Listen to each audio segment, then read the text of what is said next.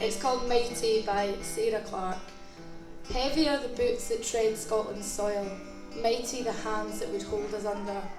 Our lands and dreams have long been rent asunder by the frauds of Westminster who plunder our oil.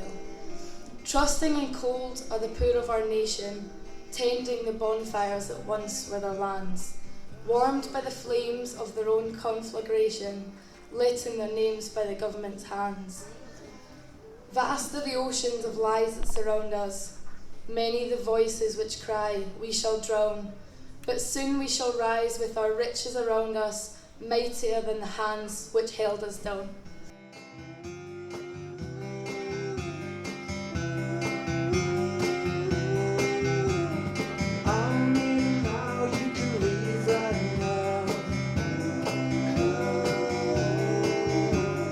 This is a party, no frowns allowed. Everybody moving, everybody moving.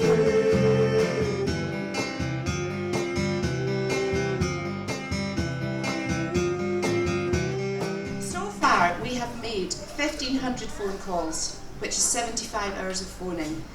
We have visited 6,000 voters, and that's taken us 500 hours. We have put the chip shops into full profit. Their turnover is up, and we've eaten about 200 fish suppers. We've been to Ling, Iona, Easdale, Mull, Lismore, Kerrera, Appin to Dalmally, and all in between. We've been laughing most of the time, and sometimes we've been told to get our bums down that drive, which made us laugh as well.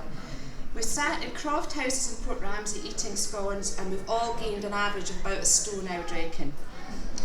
We blare Killicankry on the way out to do the canvas murder, don't we?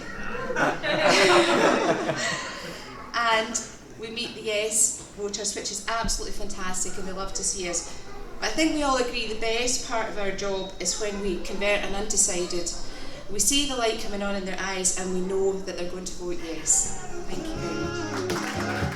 Gotta give it away.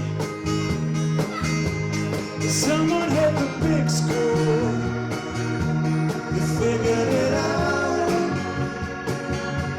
They're gonna do it anyway, even if it doesn't pay.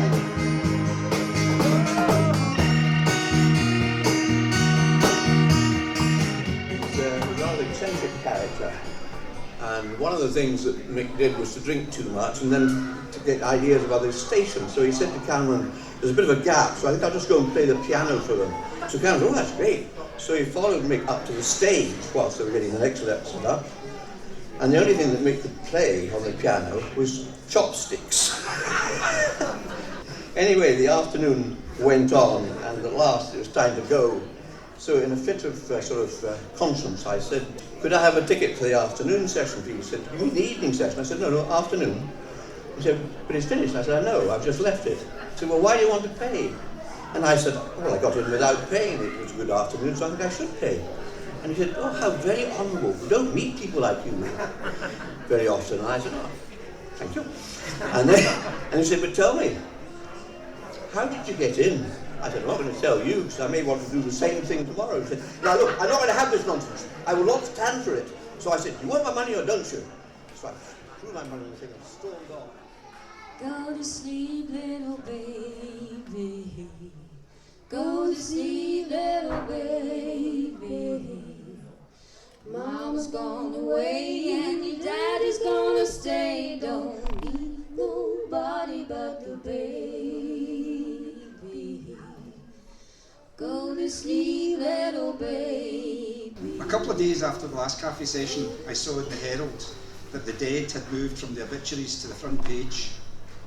A never more desperate Better Together campaign called on the deceased to tell us how to vote. The headline, or deadline, proclaimed that the recently deceased Tony Benn was against independence. Apparently it was really, really important to him. He just never get round to mentioning it while he's still alive. So the Herald asked his brother, I think he's alive, no sure, but his brother anyway was asked, and this is a direct quote For Tony, independence would not further the beliefs he fought for.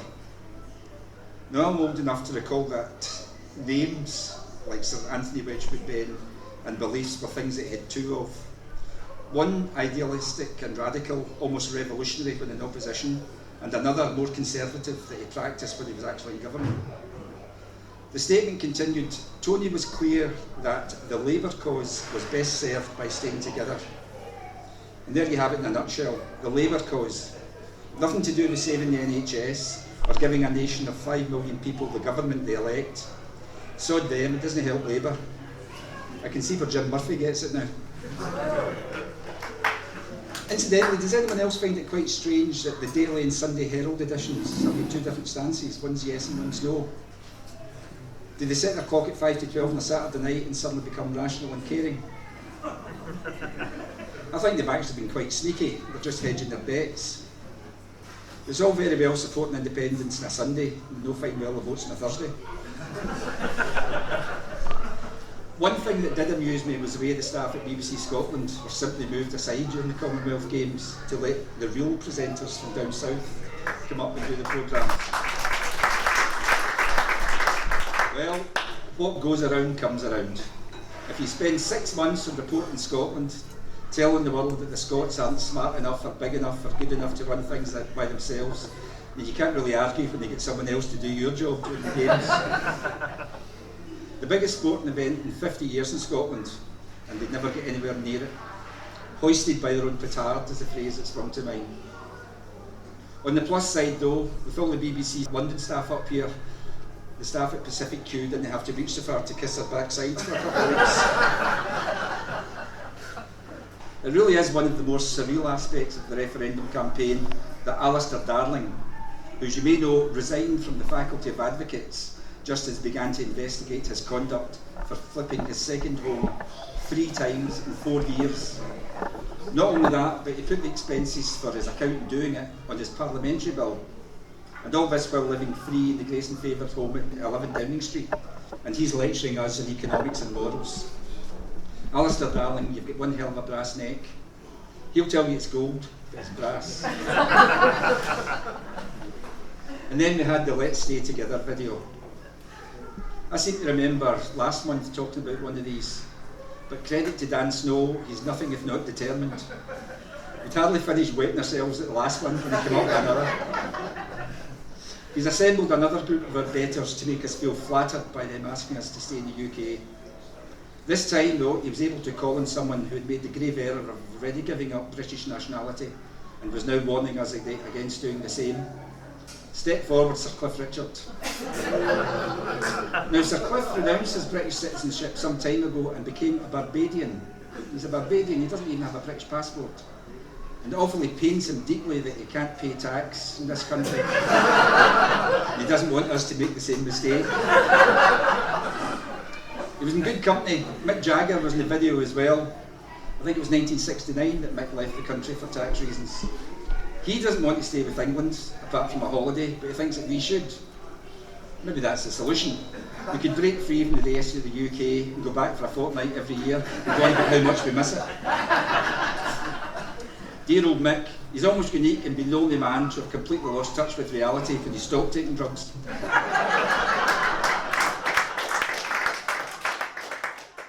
Talking of the bewildered. Rock the wind in the clear day's dawning, past the clouds is the gaudy o'er the bay. But there's been not a rock wind blowing through the great glens of the wild. This is probably my number one reason for voting yes. Vision of Faslane. Before that awful flash appears, bright and wordless blue that follows fire will open like a parasol mid-air, then twinkle into black and disappear. Our lives will fade, bright islands left behind us. Weeks before it happen, weak and frail, stumbling to the sea, we'll find the tides and crawl into the oceans, crawl like snails. We'll all be on our knees before the fire, days before the atom splits the sky. Each day a bright desire left behind us, each hour a chance to find our place to die. Greed did this, greed and lust for power. Our tired acceptance of the lies we hear. It could be any time, a week, an hour. Vote yes to make that vision disappear. The wind in the clear day's dawning. We have to empower people. It will be more important in the event of a no vote, which we are not anticipating, that people are empowered so people know where we go from here. Through the great glens of the